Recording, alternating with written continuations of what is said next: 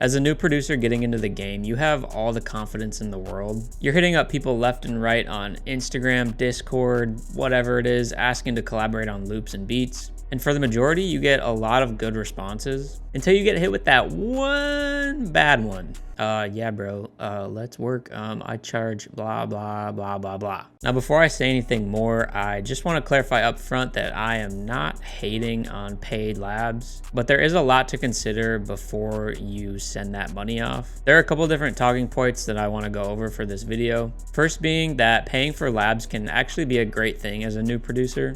To me, the thing that you're actually paying for is somebody else's network. If I see a producer who is working closely with a bunch of artists that I want to work with as well, then it's a no-brainer for me to make that investment. A lot of you probably know this, but collaboration and networking is by far the most important thing when it comes to producing. I would say it's even more important than the actual music itself. Nowadays, it feels like everybody can just pick up a DAW and start making hits immediately. But I always think like it doesn't matter like how insane of a beat you can make. It doesn't really mean anything if there's no place for it to go. And that's where you really need to take advantage of the networks around you. I will say it's very important to do your own research on who you're actually trying to collaborate with and who you're going to be paying money to. You know, does this person send out the labs that you send back to them? Do you know other producers that have paid them and actually gotten results? It's really just basic stuff like that I would kind of run through your mind before you send this person some money. Otherwise, it can end up just being like a complete scam. Oh, and also, if somebody ever comes into your DM and their first message is them asking you to pay them for loops and stuff, run immediately.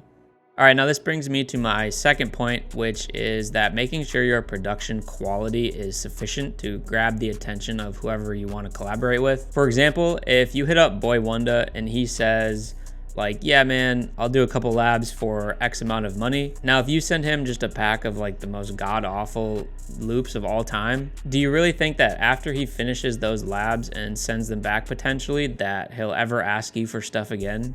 Probably not. So it's really important to make sure that your production is at the point where it will persuade someone to want to work with you again in the future unprompted. There have been plenty of times where I have paid a bigger producer for labs and they end up asking me for stuff in the future just because they know that I can provide the quality based on our previous interactions. And then my third and final point is the fact that you don't necessarily need to pay for labs. I think there are plenty of other good ways to work with the people that you want to work with. Now, of course, you got good, kind-hearted producers like me who post stuff in their Discords all the time for free. I put all of my weekly loops in there because to me, it's not really about the money. I don't really want money from people. I just want to get the best stuff from anyone.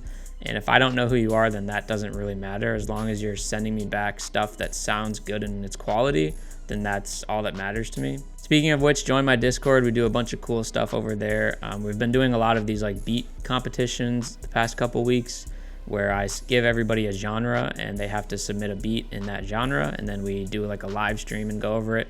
And there's a bunch of prizes and all that stuff. So definitely join the Discord. I will leave the link in the description below. Another good thing is working with people at your own skill level and sort of people in your own network and community. Eventually, if you are all consistent and keep progressing and progressing, you're bound to catch the attention of somebody that's outside of your network. And then that only just expands your growth and also the other people that you're working with. I also say this to pretty much everybody that ever asks me for advice, but put as much of your own content out as possible, whether it's Instagram Reels, YouTube videos, tutorials, YouTube Shorts, TikTok, just anywhere you can get stuff in the eyes of other people. It's gonna help your brand and your growth tremendously. So in total, I think that paying for labs can definitely be a good thing, but just make sure you do your proper research. And also, before you start paying for stuff, just work a little bit with the people around you. Try to make connections that way and try to grow kind of as a community first. As always, I'm really curious to see what your guys' take is on this. So feel free to leave a comment. You know, are you for paid labs? Are you against them? And let me know like your reasoning. Make sure you like and subscribe as well. We just hit 3K subs on this channel. And I can't thank you enough for the continuous support. It really means the world to me. But yeah, I love you guys as always, and I will see you in the next video. Peace.